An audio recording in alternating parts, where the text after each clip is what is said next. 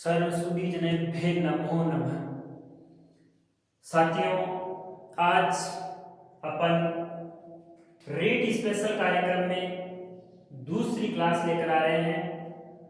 वैसे ये क्लास जरूर नहीं है, read second grade first grade Sanskrit की और भी अन्य जो प्रतियोगी परीक्षाएं चाहे वो सीटेट हो एचटेट हो उनके अंदर भी ये काम आ सकती है। लेकिन अपन रीड के लिए जो भी ये पैटर्न बना रहा हूं ये विशेष रूप से रीड के लिए। तो बात करते हैं अपन वर्णमाला की। इससे पहले अपन ने व्याकरण परिचय पढ़ा था, साथ ही उसमें थोड़ा सा वो फ्लैश आ गया था, वो ध्यान रहा नहीं, उसके लिए मैं माफी चाहूंगा। लेकिन आज वाले में ऐसा कुछ नहीं है, थोड़ा मैंने सुधारने की कोशिश की है जब आपके कमेंट मिले। और साथियों, इसके बाद में आप इसका टेस्ट भी दे सकते हैं, और टेस्ट के लिए देवश्री का ऐप है जो आपको इसी वीडियो के डिस्क्रिप्शन में मिल जाएगा। वहां से आप उस पर जैसे क्लिक करोगे तो वो ऐप आपको डाउनलोड हो जाएगा और वहां से आप टेस्ट दे सकते हो। टेस्ट ही नहीं, वहां से आप सभी प्रकार के जो सिलेबस आपके कोई भी कॉम्पिटिटिव एग्जाम हो सबके सिलेबस वहां मिल जाएंगे, उनसे संबंधित सारी जानकारी वहां पर मिल जाएगी। और जो मैं कोई उनके नोट्स डालूंगा ये वो भी उस ऐप पे डालूंगा, तो आप वहां से देख सकते हैं। चलो अपन बात करते हैं वर्णमाला। साथियों, जैसे वर्णमाला की बात आती है तो अपन को दो छोटी छोटी बातें और याद आती है कि वर्ण माला। ये मेरे को बताने की जरूरत ही नहीं पड़ेगी आपको, फिर भी मैं थोड़ा सा बोलूंगा।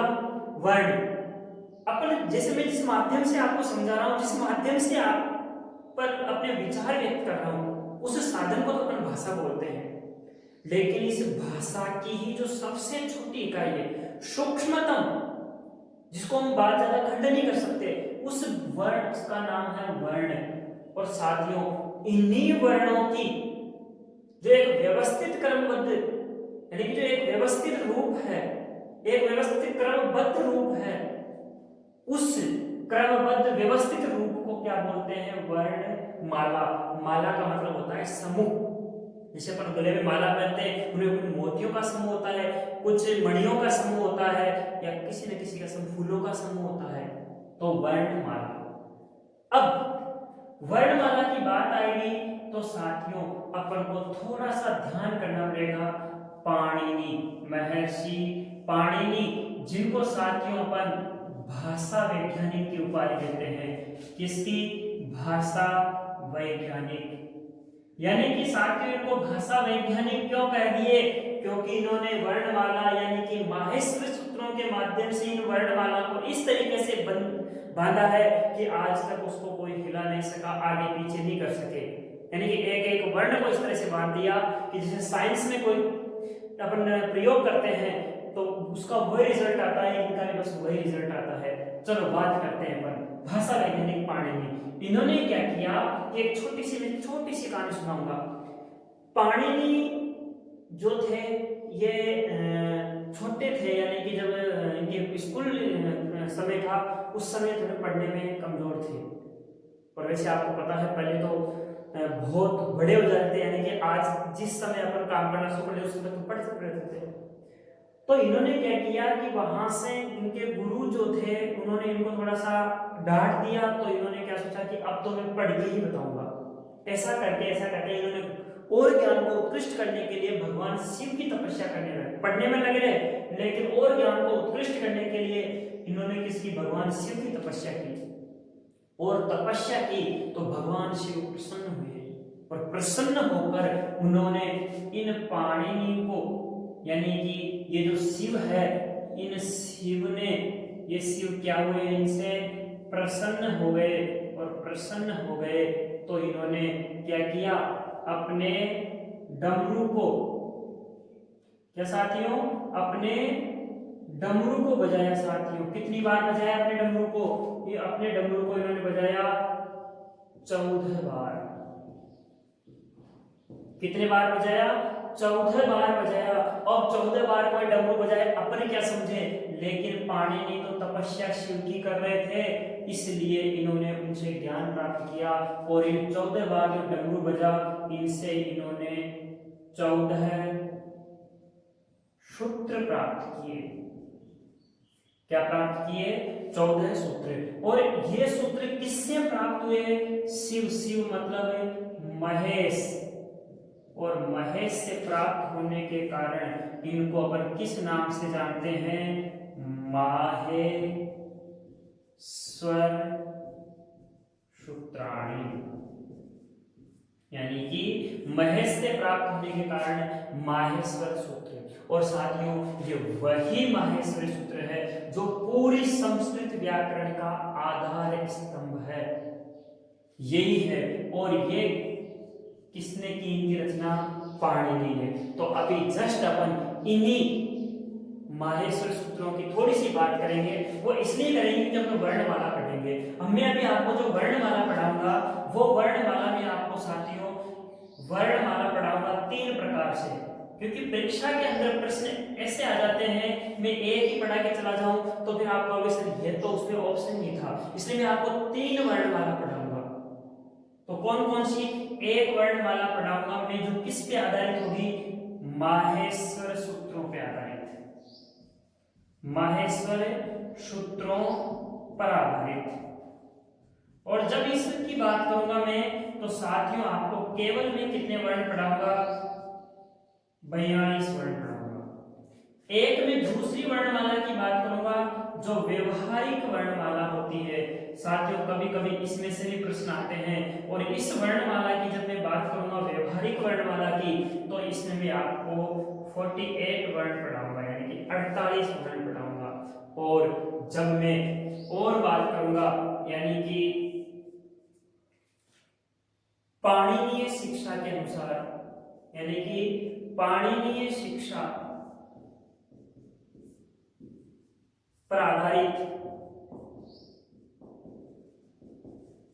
तो साथियों यहां पर मैं आपको 63 या 64 वर्णों का ज्ञान कराऊंगा।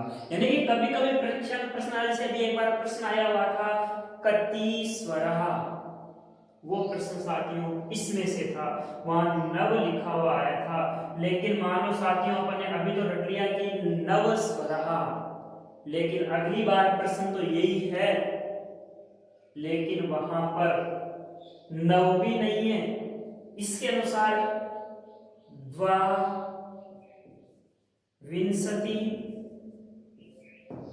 एक विंशति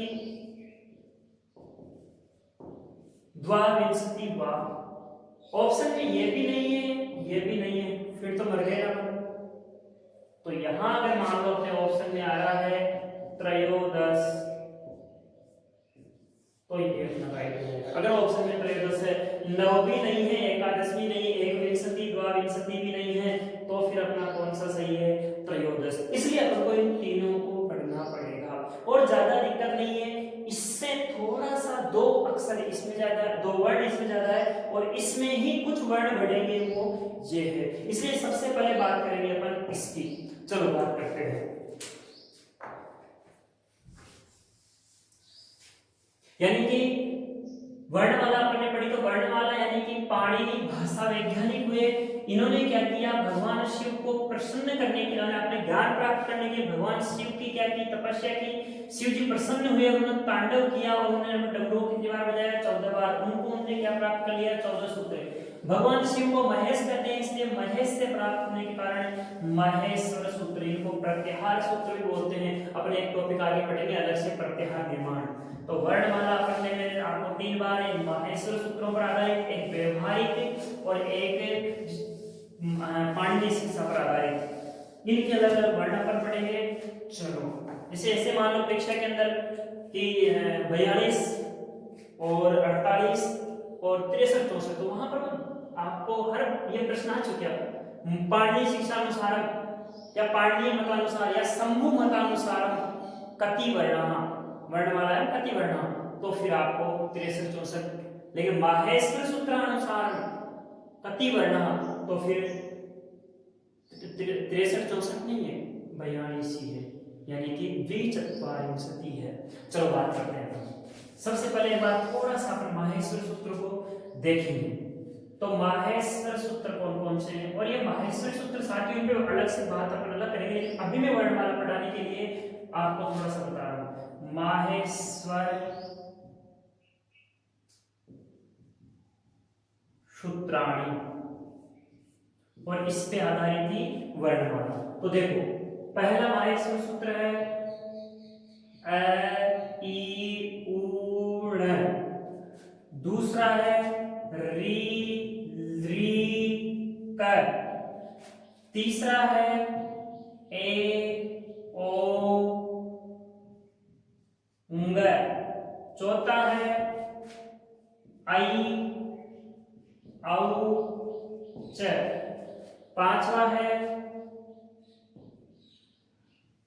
ह य व र ट, छठा है ल ण, सातवां है ञ म ङ ण न म,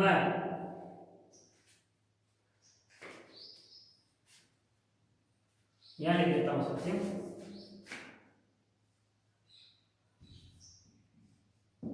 आठवां है झ भ ञ, नवा है घ ढ ध ष, दसवां है ज ब ग ड द श, 11वां है ख फ छ ठ थ च ट त व, ख फ छ ठ थ च ट त। साथियों 12वां है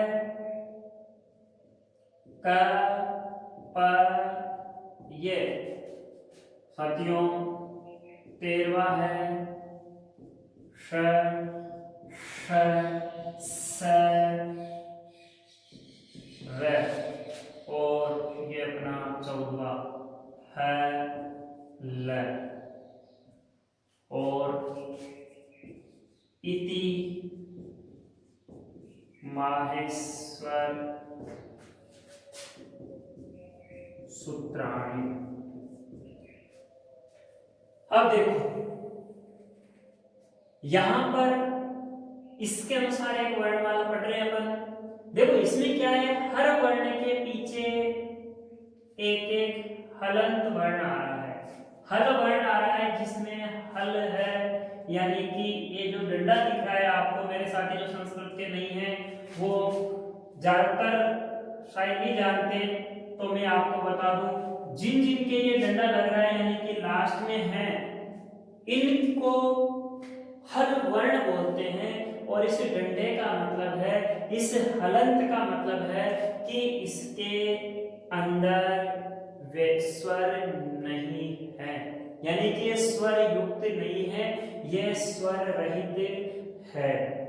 वैसे स्वर तो इनके अंदर भी नहीं है, लेकिन इति माहेश्वर सूत्राणि अनादि संज्ञार्थकानि, यानी अनादि संज्ञा के लिए है। कह रहे हैं अंत्यातु इत संज्ञकम, यानी कि इनके जो अंत्य है वो इत संज्ञक है, और इनके अंदर जो स्वर मिला हुआ है वो केवल उच्चारणार्थम, यानी कि इनके अंदर जो स्वर है वो केवल उच्चारण के लिए। अपन बात करते हैं वर्णमाला की। तो देखो इसकी वर्णमाला के अनुसार यह है वर्णमाला, और ये किसके आधारित है, माहेश्वर सूत्र के। वही अपन बांटेंगे, एक अपने हो जाएंगे स्वर, एक अपने हो जाएंगे व्यंजन। साथियों अब यहां पर आपको एक बात और नई देखने को मिलेगी, जो मेरे साथी जानते हैं, संस्कृत वाले को जानते हैं, लेकिन और अदर सब्जेक्ट वाले हैं वो शायद जाने। देखो ऐसे लेकर च तक, ऐसे लेकर के च तक जो वर्ण है, देखो देखिए क्या है वो, अ ई उ री री ए ओ आई औ। अब इससे आगे चलते तो है आगे, तो ये आपने देखे होंगे, ये अपन जब छोटी क्लास में थे तो अपन क्या बोलते थे, स्वरों को बोलते थे इनको। स्वर, इसका मतलब इनको अपन किस नाम से जानेंगे? अच। अच स्वरा, यानी कि अच ही कौन है? स्वर है। इसलिए आपको ध्यान रखना, कति अच वर्णा। तो फिर अगर मान लो स्वर नहीं आए तो अच, अच को ही स्वर को ही संस्कृत में क्या बोलते हैं? अच। और वो किसके अनुसार है? बाह्य स्वर सूत्र के अनुसार। तो देखो कितने हैं? 1 2 3, इसको गिनेंगे नहीं, मैंने कहा था ये केवल किसके लिए है? इस प्रत्याहार को बनाने के लिए। अगला टॉपिक अपन इसके बाद में एक प्रत्याहार निर्माण पढ़ेंगे, वहां ये आपका क्लियर हो जाएगा। अभी आपके लिए ध्यान रखेंगे कि जब भी अपन इनको गिनेंगे वर्णों को, इनको नहीं गिनेंगे। जैसे मान लो मैंने अच भी गिना तो 1 2 3 4 5 6 7 8 9, यानी कि कितने वर्ण हो गए? 9 वर्ण, यानी कि 9 हो गए। आगे चलते हैं अपन। 1 2 3 4 5 6 7 8 9 10 11 12 13 14 15 16 17 18 19 20 21 22 23 24 25 26 27 28 29 30 31 32 33 34। अब आप 34, लेकिन एक बात का ध्यान देना, 1 2 है, 2 बार आया है, इसलिए आपको यहाँ पर 34 न करके क्या करना है? त्रयेस त्रिंशत्, यानी कि आपको 33, क्योंकि है 2 बार आया। अब आप कहोगे सर है 2 बार क्यों आया? तो है 2 बार इसलिए आया है मेरे साथियों, क्योंकि संस्कृत में सूत्र, मतलब पाणिनि जी ने सूत्र बनाए थे, और सूत्रों के अंदर सूत्रों के अंदर उन्होंने प्रत्याहार बनाए। तो प्रत्याहार एक मतलब वो, जैसे अभी मैंने अच, यानी कि मैं तो इतने सारे अच कहते ही मैं तो समझ गया कि ये है सारे के सारे, लेकिन उन्होंने छोटे से रूप में बता दिया। तो अगर वो ऐसे बताते, तो फिर वो अगर सल बताते तो फिर ये है कहां? तीनों सही आते हैं, जबकि सल का मतलब है ऊष्म वर्ण, और ऊष्म वर्ण का मतलब है कौन? श श स है। तो फिर क्या है आता? क्या नहीं। अगर मान लो मैं बात करता और ऊपर अल, अल के अंदर अगर पूरे आ गए हल, हल के अंदर फिर एक ये और ये एक ये, तो फिर मैं तो इसी हल को ले लेता, फिर कोई नहीं आता। तो ऐसे कई हैं जो ऊपर रह जाते हैं, है को दोनों जगह लेना पड़ता है और उनमें वो नहीं आ पाता। चलो अपन उनकी बात एक बात में करेंगे। अभी यहाँ पर अपन 9 और 33 स्वर 9 हो गए। इनके अंदर भी अगर अपन इनको बांटे तो ऐसे बांट सकते हैं कि ये तो हो गए आपके मुख्य स्वर, जिनको अपन शुद्ध स्वर भी बोल सकते हैं। और वो तो कौन हो गए? ए ई उ री री, और ये हो गए आपके संयुक्त स्वर।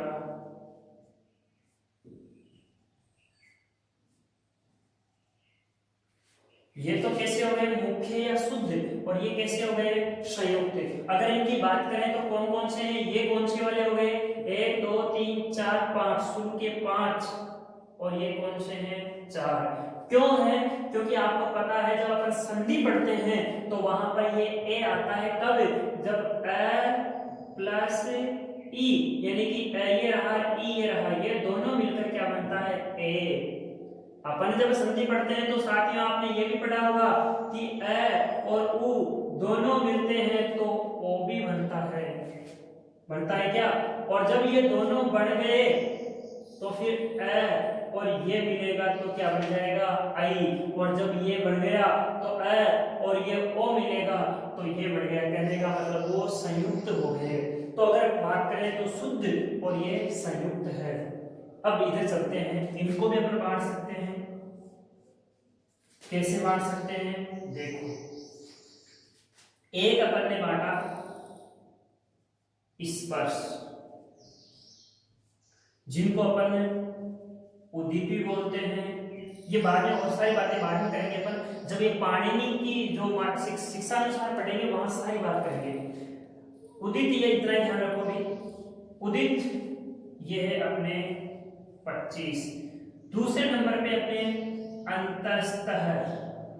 अंतस्थ कौन से? जिनको अपन यण बोलेंगे। यण का मतलब है यहां से लेकर के कहां तक,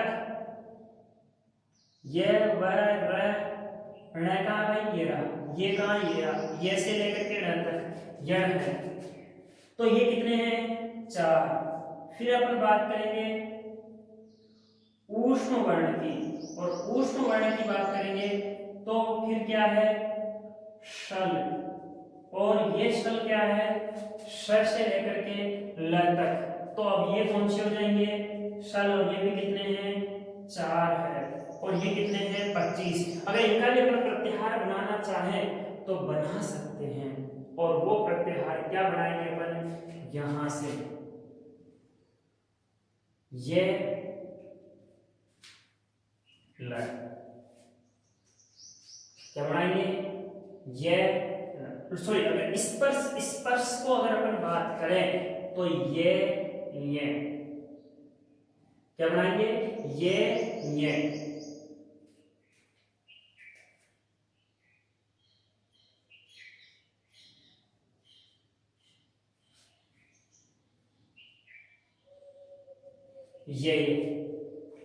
ये बन गया। कहां से, ये से लेकर के और कहां तक, ये तक। ठीक है साथियों, अब ये तो बात थी किसकी, माहेश्वरी सूत्र के अनुसार कितने वर्ण पढ़े थे अपन ने, 42। 42 के अंदर कितने स्वर पढ़े, 9। कितने व्यंजन पढ़े, 33। उदित कितने, मतलब स्पर्श कितने पढ़े, 25। अंतस्थ कितने, 4। और उष्म कितने पढ़े, 4। इसमें देखेंगे तो मुख्य कितने पढ़े, मतलब स्वर कितने पढ़े, 9। 9 में से भी मुख्य तो 5 और संयुक्त 4। अब अगली जो अपन पढ़ेंगे वो सामान्य पढ़ेंगे।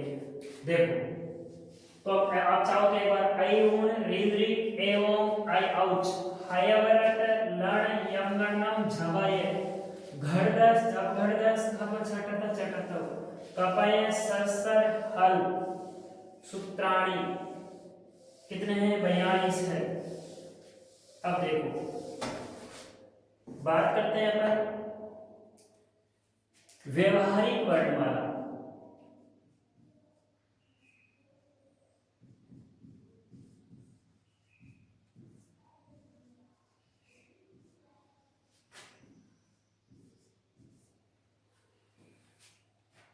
तो यहां पर अगर अपन आप बात करेंगे इसकी, तो देखो इस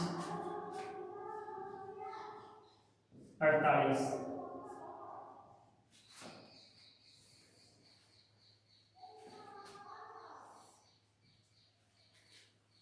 ये है। एक तरफ अपन लेंगे स्वर, यानी कि अपन संस्कृत पढ़ रहे हैं इसलिए मैं आपकी अच की आदत डाल देता हूं आपको, अच, जिनको अपन क्या भी बोलेंगे, स्वर। अब पहले अपन इनकी ही बात कर लेते हैं। ये इस व्यवहारिक के अंदर अपन पढ़ेंगे 2 प्रकार के। एक अपन पढ़ेंगे ह्रस्व, एक अपन पढ़ेंगे दीर्घ। ठीक है साथियों, ह्रस्व कौन कौन से हैं, जिनमें एक मात्रा लगे। एक मात्रा का मतलब है कि जिनके अंदर एक पल, एक क्षण जितना समय लगे वो है एक मात्रिक। जिसमें 2 मात्राओं जितना समय लगे वो है द्विमात्रिक। देखो, ह्रस्व है अ ई उ री ली, इनका बड़ा है आ ई उ री, री होता नहीं है बड़ा, तो फिर आ गया ए ओ आई औ। अगर अपन बात करें तो 1 2 3 4 5 ह्रस्व कितने मेरे साथियों, 5। इधर बात करो 1 2 3 4 5 6 7 8, तो ये कितने हो गए, 8।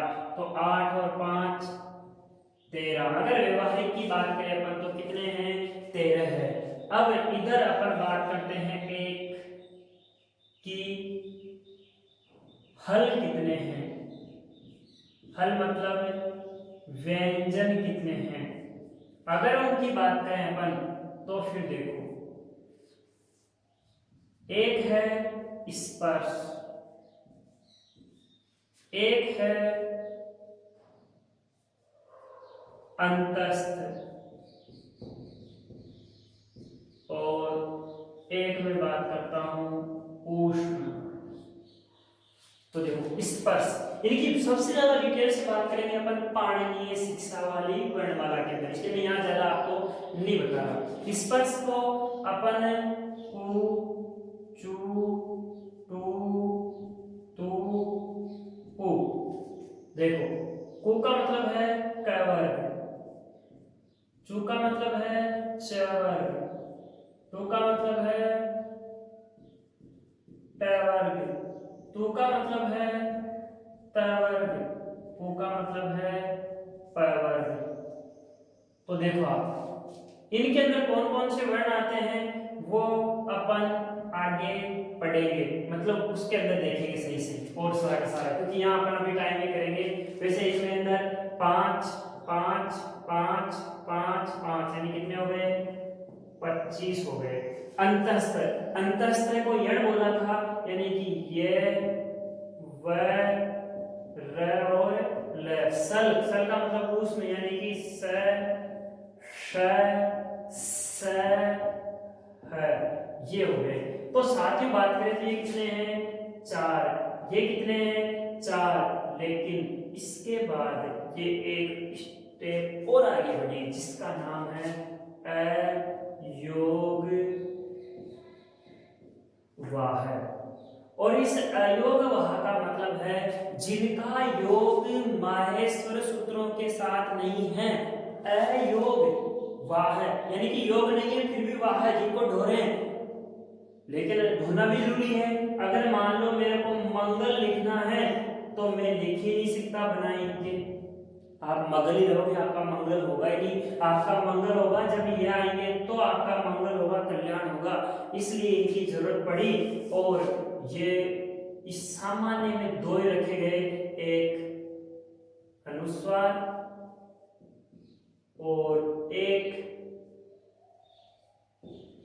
विसर्ग। अब साथियों दो ये हुए तो अब कितने हो गए देखिए, गिन लो आप। 25, 4 और 4 8, 25 और 8 33, तो 13 और 33 तो कितने हो गए, 46 प्लस 2 48। ये अपनी कौन सी वर्णमाला हो गई, सामान्य वर्णमाला हो गई। अब साथियों अपन जो पढ़ेंगे वो अपनी अंतिम वर्णमाला, और इसको ही थोड़ा ध्यान से विशेष रूप से पढ़ेंगे। तो देखो इस सामान्य वर्णमाला के अनुसार ये वर्णमाला साथियों आपको 8वीं क्लास की किताब में मिल जाएगी। 8वीं क्लास की किताब के अंदर ये दे रखा है। अब पढ़ेंगे जो अपन वर्णमाला, वो वर्णमाला रहेगी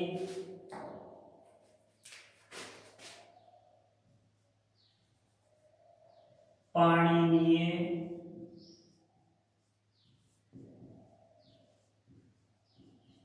शिक्षानुसार। ये है साथी। अब इसकी करते हैं हम बात। वर्णमाला, इसको अपन ने 1 2 3 और एक अलग से ही अपन 4। सबसे पहले बात करेंगे अपन अचों की। अच जिसको अपन क्या बोलते हैं, स्वर। देखो अच क्यों कहते हैं, क्योंकि ऐसे लेकर के च तक है। स्वरा स्वयं राजन्ते की स्वरा, यानी कि वे जो अपने आप में स्वतंत्र होते हैं और खुद ही है, स्वतंत्र है, व्यंजनों का नहीं है, क्योंकि व्यंजन प्रतंत्र है, वो स्वरों के बिना नहीं बोले जाते। चलो कितने इनको अब अपन बांटेंगे, तो 3 भागों में बांटेंगे मेरे साथियों। पहले अपन 2 ही बांटे थे, एक था रेश्व, एक था दीर्घ और एक था प्लुत। अब यहाँ पर इसको अच्छे तरीके से समझेंगे। ह्रस्व का मतलब होता है जो छोटा है, दीर्घ का मतलब है जो बड़ा है, प्लुत का मतलब जो और ज्यादा उसमें समय लगे। अब क्या हुआ, यहाँ की एक छोटी सी घटना कि पाणिनि जी सुबह सुबह उठे, देखो इनकी कैसे रचना की उन्होंने, कल्पना देखो कि जब सुबह सुबह उठे तो उन्होंने मुर्गे की कूक सुनी, और जब मुर्गे की कूक सुनी तो मुर्गा एक बार धीरे, फिर थोड़ा उससे तेज, और लास्ट में लंबा बोला। यानी कि जो मुर्गा पहली बार बोला था वो ऋष्व, दूसरी बार बोला था वो दीर्घ, और तीसरी बार बोला था वो प्लुत। लेकिन इनको अपन फिर किस नाम से, एक मात्रिक, ये कैसे है, एक मात्रिक, ये कैसे हैं, द्विमात्रिक, और ये कैसे हैं, त्रिमात्रिक। अब देखो कि सर ये मात्रा क्या है, यहाँ मात्रा का मतलब वो नहीं है दो मात्रा लगा दी ऊपर तीन मात्रा लगा दी है, नहीं है। फिर तो यहाँ तीन मात्रा, यानी कि मैं ओ के अंदर एक दो तीन ये मात्रा लगाऊंगा, नहीं। मात्रा का मतलब है यहाँ पर समय, और समय कौन सा, अपन पलक झपकते हैं उतना सा समय, कि जिसमें एक पलक झपकने जितना समय लगता है, एक क्षण भर जितना समय लगता है, वो है एक मात्रिक। जिसमें उससे दुगना समय लगता है वो है दीर्घ, और जिसमें उससे तिगुना समय लगता है वो है त्रिमात्रिक। तो सबसे पहले अ,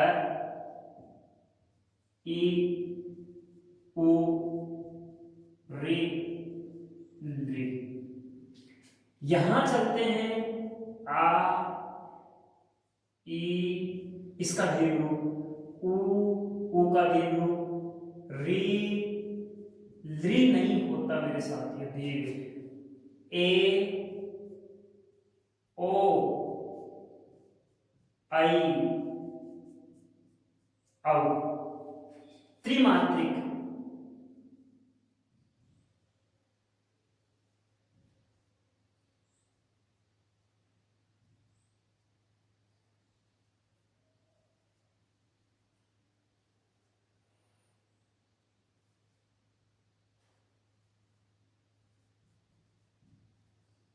अ, ई, उ, री, लंबी।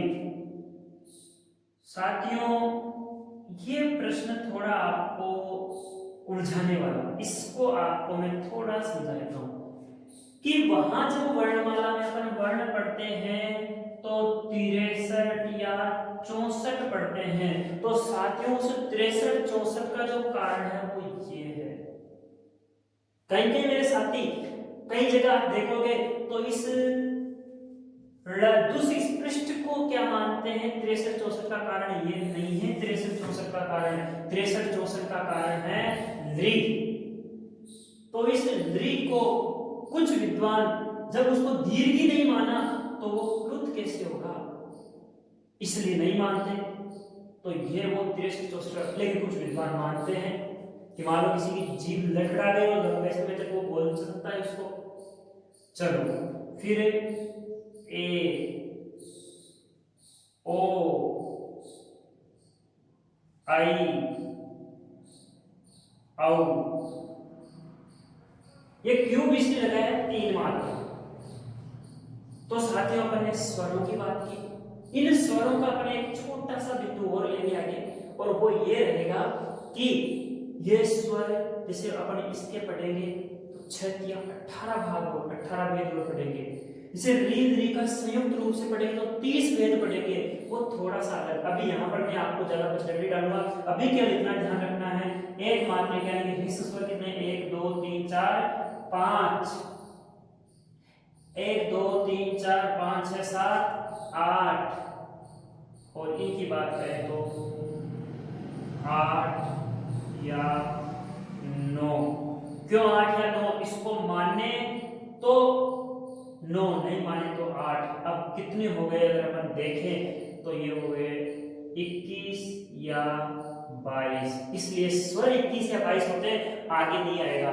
ये अपन ने बात की किसकी साथियों, स्वरों की। अब चलते हैं अपन किस पे, हाँ अब कहाँ काम आते हैं, जैसे मैं मान लो मैं बोल रहा हूँ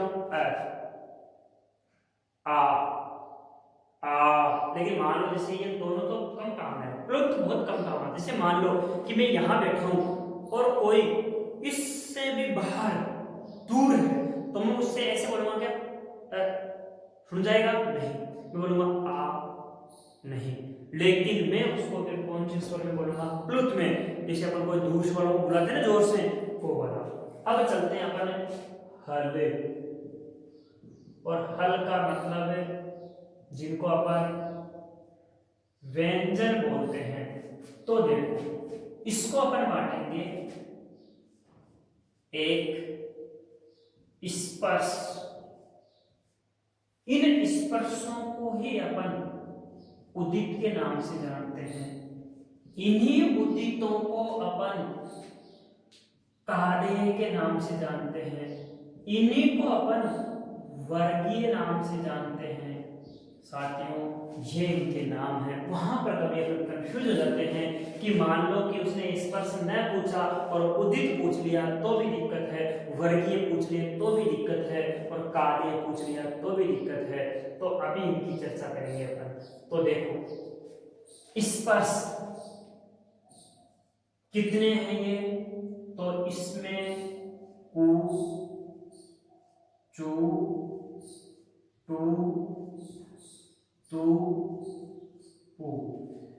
स्पर्श तो ऐसा कहते हैं कि इनको बोलने पर जो जिह्वा है वो कई जगह पर बहुत ज्यादा स्पर्श करती है। यानी कि अलग अलग वर्ण बोल रहे हैं, स्पर्श में 25 आ रहे हैं, 25 वर्णों को बोलते हैं तो जिह्वा सबसे ज्यादा स्पर्श कर रही है, इसलिए इनका नाम स्पर्श वर्ण है। उदित देखो, उत, इत, जिसमें ऊ का लोप हो रहा है, ऊ की इत संज्ञा हो रही है, इनके अंदर हो रही है। और वो उत की इत संज्ञा का मतलब है क के अंदर से ऊ की इत संज्ञा होगी तो क, चू के अंदर से होगी तो च, टू के अंदर से होगी तो ट, तू के अंदर से होगी तो त, और पू के अंदर से होगी तो प। ये उदित यानी कि उत की यानी ऊ की इत संज्ञा हुई है। साथ ही एक छोटी सी बात बता दूं कि उत्तर, उत्तर इसको तपरकरण बोलते हैं। यानी कि किसी स्वर के बाद अगर अपन तपरकरण कर देते तो उसी का, यानी कि मैं ऊत लिख रहा हूं तो छोटा हुई, लेकिन अगर मैं संस्कृत के अंदर केवल ऊ लिख दिया, इसका मतलब इसके पूरे के पूरे भेद आ गए। तो ध्यान रखना, इसलिए यहां पर उदित, उत प्लस इत, उत, इत और जसत्व होकर उदित, है ना, ध्यान देना। अब का आगे यानी क आदि, क आदि यानी कि क से लेकर म तक, तो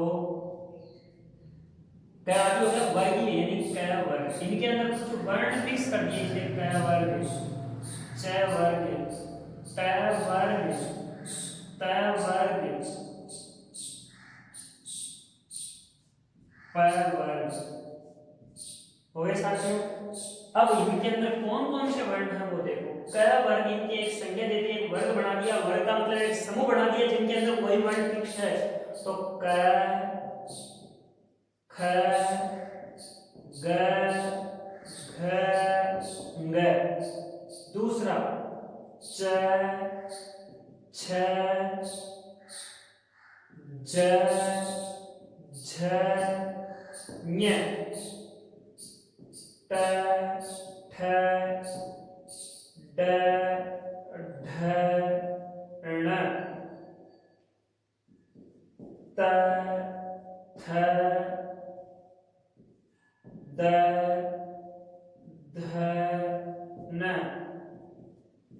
प, फ, ब, भ, म। ये तो हो गए मेरे साथियों क्या स्पर्श। कितने हैं, एक में कितने, एक दो तीन चार पांच, एक वर्ग में 5 है तो 5 वर्गों में 25, तो कितनी हो गई संख्या 25। इसी में ही एक है अंतः स्थ। तो साथियों जब अपन ने माहेश्वर सूत्र लिखा था अभी, उस समय आपने ध्यान दिया होगा पहले स्वर थे, उसके बाद में हय व र ट और बाद में व्यंजन शुरू हुए थे, यानी कि स्वर और व्यंजन के बीच में स्थित है। अंतः स्थ, स्थ मतलब स्थित है, अंतः मतलब बीच में, जो बीच में स्थित है किनके, स्वर और व्यंजनों के, तो वो है कौन, अंतस्थ, जिनको अपन किस नाम से भी जानते हैं, यण के नाम से भी जानते हैं, और इनको अपन अर्ध स्वर के नाम से भी जानते हैं। और ये है मेरे साथियों य व र ल। अब आगे इसके आगे चलते हैं, कितने हुए, 1 2 3 4, तो ये अपने 4 हो गए। अब चलते हैं तो ऊष्म, ऊष्म वर्ण। देखो इनकी दो बात, एक तो वो स्वर और व्यंजनों के बीच, और एक ऐसा कहते हैं कि इनको जब बोलते हैं तो न तो ज्यादा अपनी जो प्राण वायु में तो ज्यादा कृष्ण होता है ना कम होता है, बीच का, इसलिए भी इनको अंतःस्थ बोलते हैं। अब ऊष्म है, ऊष्म यानी कि जब प्राण वायु, जब अपन बोलते हैं तो प्राण वायु बहुत ज्यादा घर्षण होता है, और जब घर्षण होता है बहुत ज्यादा, तो ज्यादा ऊष्मा उत्पन्न होती है, बहुत ज्यादा गर्म हवा निकलती है। इनको बोलने पर अपनी जीभ बहुत ज्यादा घर्षण करती है जीवा, और जब जीवा घर्षण करती है तो उससे क्या होती है, ऊष्मा उत्पन्न होती है, इसलिए इन वर्णों को भी ऊष्म वर्ण बोलते हैं, ऊष्मीय। और ये कौन कौन से हैं, इनको अपन अगर बोलेंगे तो शाले, और ये कौन कौन से हैं, श श स है। अब ये तो बात अपनी व्यंजनों की हो गई, ये भी कितने हो गए, 4। साथ ही इधर जगह नहीं बची, इसलिए मैं इनको थोड़ा सा इसी सारणी को, आपके पास जगह है आप तो आगे तक ले जा करके इसे बना सकते हो, मेरे पास जगह नहीं हो तो मैं यही रहूंगा, लेकिन मैं इसको नीचे ला रहा हूं। अब मैं यहां पर इसमें, अब इन दोनों को साथियों आप इसको और इनको मिलाकर एक नाम और दे सकते हो, यादी।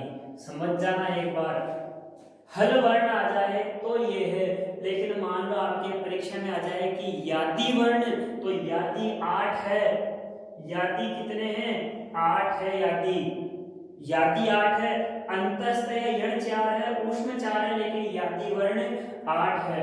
अब यहां बात करेंगे अपन यम वर्णों की, किसकी बात करेंगे साथियों, यम वर्ण। और ये यम वर्ण आपके कितने आएंगे, 4 आएंगे। क्या है ये यम वर्ण, ये मैं आपको बताता हूं कि इसको अपन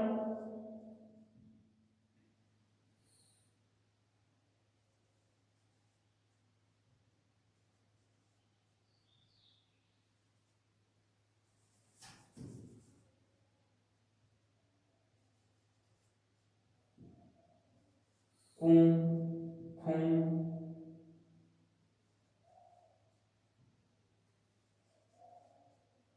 ये तो मैंने ऐसे लिखा है, लेकिन ये है क्या वो देखो, इसका सीधा सा मतलब आप ये समझोगे कि अगर किसी भी वर्ण का पहला, दूसरा, तीसरा, चौथा वर्ण आ जाए, कौन सा वर्ण, पहला वर्ग का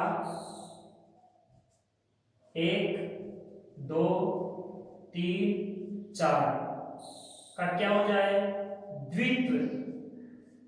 इन वर्ण का क्या हो, द्वित्व, प्लस इसके बाद क्या आ जाए, पांचवा वर्ण।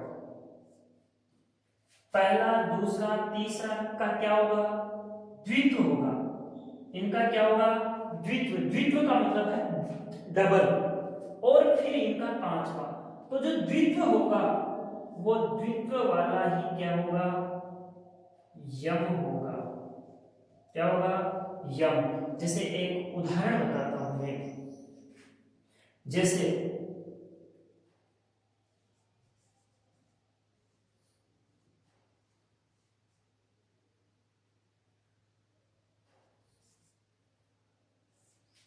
यहां देखो, क और न है, तो यहां पर ये द्वित्व हो गया, डबल हो गया, यानी कि ये द्वित हुआ और ये पांचवा आ रहा है, तो यहां पर ये क्या हो गया, आपका यम वर्ण हो गया।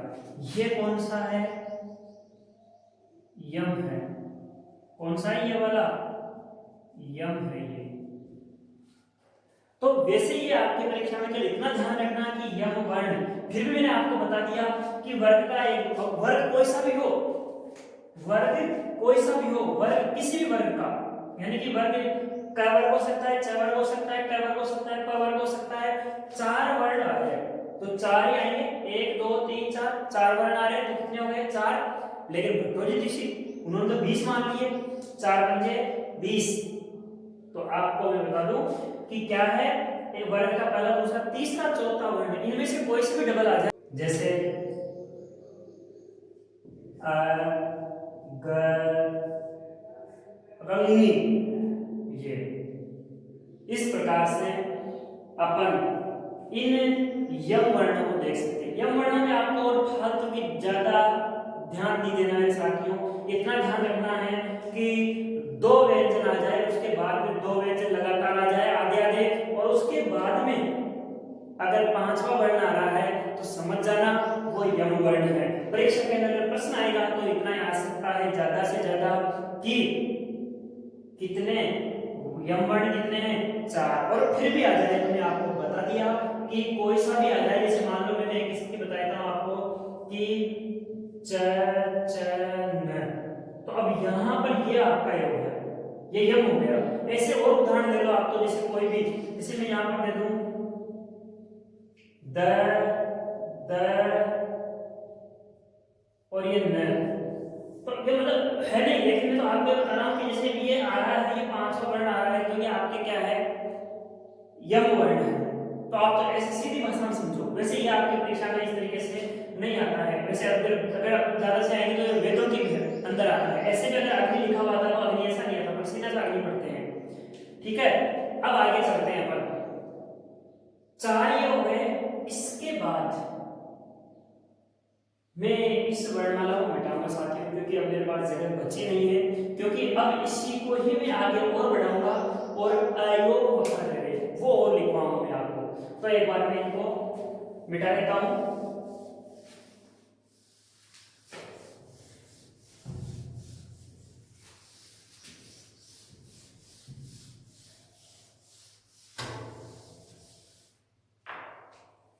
अयोग है वही वर्णमाला आगे चलेगी आपकी, जैसे मान लो यहाँ चल रही थी, ये जैसे मान लो आपके स्वर थे, ये आपके व्यंजन थे, तो अब ये आपके यम थे। अब यहां पर ये आपके आएंगे अयोग वाह है। साथियों ये अयोग वहां भी चार है। अब आपको मैं बता दूं ऐसे कैसे सारणी को बनाओगे आप, ये जो चल रहा था, क्योंकि आपके पास कॉपी बहुत बड़ी है, इसके अंदर अगर अपन बात करेंगे तो किस किस को लेंगे, चार में एक विसर्ग, और ये विसर्ग आपका ऐसा। नंबर दो अनुस्वार, और ये अनुस्वार आपका। नंबर तीन उपधमानीय,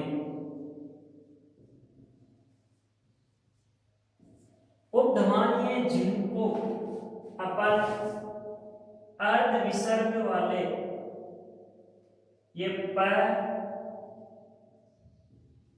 ये फ, देखना साथियों, ये इसके पहले प और फ के पहले पूरे पूरे लगे हुए, ये होते हैं अर्ध विसर्ग। और आपको जब इनके चिन्ह मिलेंगे तो आपको ऐसे चिन्ह मिलेंगे आगे। कैसे चिन्ह मिलेंगे, ऐसे चिन्ह मिलेंगे, यानी कि आधा ऊपर से कटा हुआ, आधा नीचे से कटा हुआ। और अर्ध विसर्ग वाले, यानी कि जैसे मैं आपको बताऊं,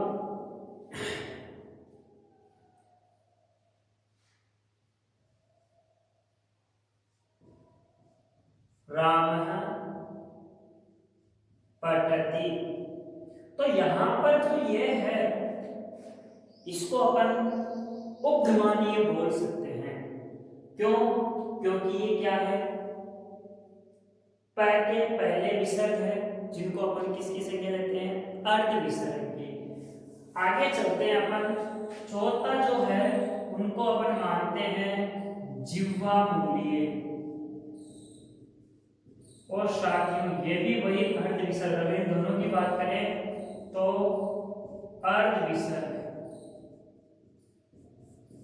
अर्ध विसर्ग होते हैं ये। जैसे और ये किसके होते हैं, क और ख से पहले। किससे पहले होते हैं, क और ख से पहले। तो जैसे वहां आधे किए वही यहां आधे कर दो, ये मैंने आधे कर दिए, हो गया अर्ध विसर्ग। तो इस प्रकार से कितने हो गए साथियों, ये 4 हो गए। अब अगर अपन गिने तो कितने वर्ण हो गए अपने पास, ये कितने थे मेरे साथियों, 21 या 22, ये कितने थे 25, सॉरी 25 प्लस 4 प्लस 4 कितने थे 33, यम कितने थे मेरे साथियों 4, ये कितने थे। अब आप सबको जोड़ो, देंगे टोटल लगाओ 21, अभी मैं 21 ही जोड़ लेता हूं, फिर 33, फिर अगर अपने यादी की बात करूं सीधा तो 8, अभी एक साथ में से कर रहा हूं 8, और अब बात करूं मैं तो 4, कितने हो गए 4 4 8, 8 4 12, 6 62 ही हुए। मैं ये इसको 22 गिन लूं तो भी 63 हुए, तब भी एक वर्ण कम पड़ रहा है। और मान लो साथियों वो जो वर्ण है वो एक और वर्ण जो इसको आगे अपन उसको लेंगे वो है दुष्पृष्ठ वर्ण, दुष्पृष्ठ वर्ण, और ये है ळ। कौन सा वर्ण मेरे साथियों, ळ।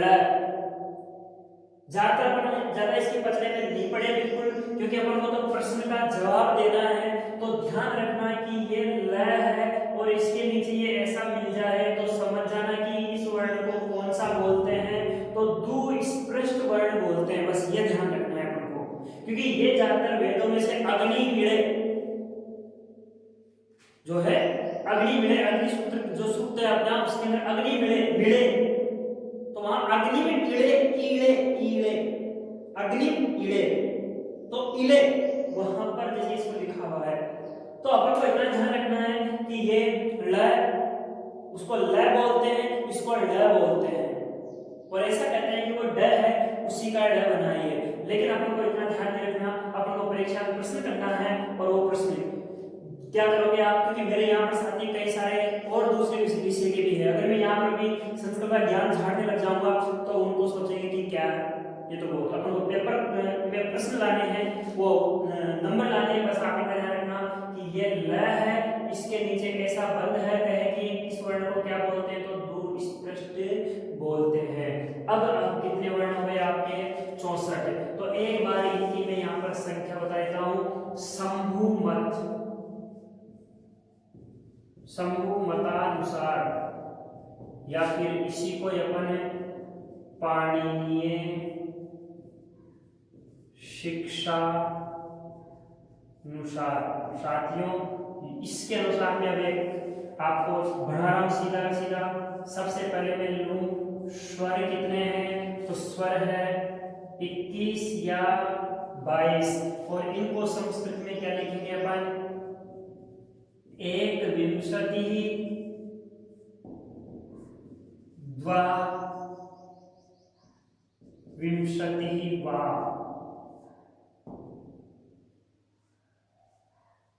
एक विंशति द्वा विंशति वा, ये तो स्वर हो गए। 2 नंबर में ले लूं व्यंजन, जिसको अपन हल बोलते हैं, यानी कि अच्छे, इसको अपन क्या लिख लेना आप मतलब कोष्टक में, चलो मैं लिख ही देता हूं, इसको आप लिख लेना अच्छे, और कोष्टक लिख लेना स्वर, इसको आप लिख लेना हल, कोष्टक में लिख लेना व्यंजन, क्योंकि अगर मान लो वहां पर हल आ गया व्यंजन तो आप थोड़ा दिमाग लगा सकते हैं। यहाँ पर कितने हैं तो इनकी बात करूंगा मैं 25 यानी कि पंचविंशति स्पर्शः। इसी के अंदर ये इसी के भाग है, इसी के अंदर यादि, और यादि कितने हैं अष्टौ। कितने मेरे साथियों यादि अष्टौ। लेकिन ये भी अब मैं दो भागों में बांट दूंगा। एक तो यण जिनको अपन अंतस्थ बोलेंगे, क्या बोलेंगे अंतस्थ, और एक होंगे शल जिनको अपन ऊष्म बोलेंगे, जिनको अपन ऊष्म बोलेंगे। ये है मेरे साथियों, और ये कितने हैं चार, ये कितने हैं चार। ध्यान रखना यादि कति तो अष्टौ, लेकिन यण या अंतस्थ कति तो चत्वार है। ये अष्टौ चार को बोलते हैं चत्वार है, इसको भी क्या बोलते हैं चत्वार है। पंचविंशति स्पर्शः। अब बात करते हैं ये यादि हो गए। उसके बाद तीसरी नंबर की बात करें अपन तो यम। तो यम कितने हैं मेरे साथियों चार, तो कितनी हो गई चत्वार है। साथियों आगे और चलते हैं अपन चौथे। तो यहाँ पर अयोग वाह है, तो अयोग वाह की बात करें तो ये भी कितने हैं चत्वार है। कितने हैं चत्वार है। और पांचवा दुष्पृष्ठ, इनकी बात करें तो ये भी कितने हैं एक। अब मेरे बात सुनो साथियों, यहां पर बात करो अयोग वह, इनकी संख्या साहित्य पूछी जाती है, लेकिन पूछी जाए तो ये चत्वार है। अदरवाइज इनको अलग अलग भी कर सकते हैं, यानी कि अनुस्वार और विसर्ग। अगर मान लो वहां पर चार ऑप्शन नहीं आया तो इन दोनों को अलग कर दिया, ये एक साथ हो गए। कोई इन्हीं को पांच मान लेता है, यमों को उसी के अंदर जोड़ लेता है। तो इस प्रकार से मैंने आपका ये, क्योंकि मैंने ये शंभु मतानुसार इसे लिखा है, क्योंकि कभी कभी पाणिनि शिक्षा नहीं, क्योंकि उसमें लिखा हुआ है शंभु मते, यानी कि शंभु के अनुसार। तो जय हिंद जय भारत।